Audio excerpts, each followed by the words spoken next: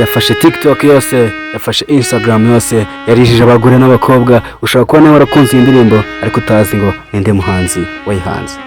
Iyo ndirimbo nta yindi ni With You, miliyoni zirenga 38 kuri YouTube, miliyoni amagana kuri TikTok na Instagram, amabihumbi kuri Audiomack na Spotify. Ibyo bimaze kugenda bibyigarurira iyi ndirimbo.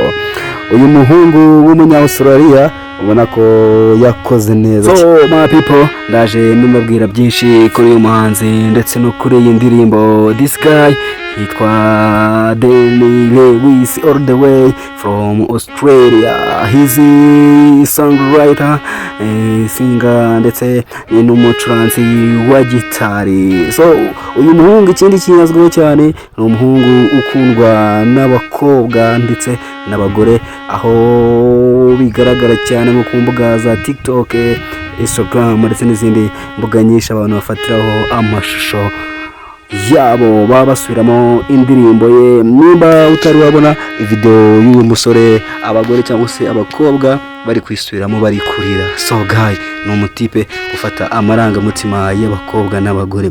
So ikindi kintu wamenya kuri uyu mutipe nuko Danny Lewis yavutse hariya muri Australia ndetse akaba ungu wagize imyaka 37. So ushobora kwibaza rero uti ese ubwo indirimbo iri gukurwa cyane ku isi, iyi ndirimbo ajya kuyandika cyangwa ajya kwihanga byagendeye kuki? Ikintu cya mbere wamenya nuko iyi ndirimbo ubundi yatangiye ari umuhanzi bita Rihanna. Iyi ndirimbo Danny Lewis yarayanditse ayihereza Rihanna ngo azayiririmbe, ariko Rihanna nyuma aza kwizwaza, iza guhindukira igarukiye Danny Lewis. Danny Lewis nawe nakoze yaza birangira agiye muri studio, indirimbo barayikoze, indirimbo iba hit. Ushobora kwibaza uti se hari izindi ndirimbo umuhungu agira bya mumenyeshe ko ari indirimbo yatumye amenyekana cyane. Indirimbo bita ngo ni How Do I Say Goodbye, indirimbo iri true story na papa we. So icyo ngiye ngusaba followinga, inkomeza mugezaho amakuru. Je ni Mr. Ella, stay tuned.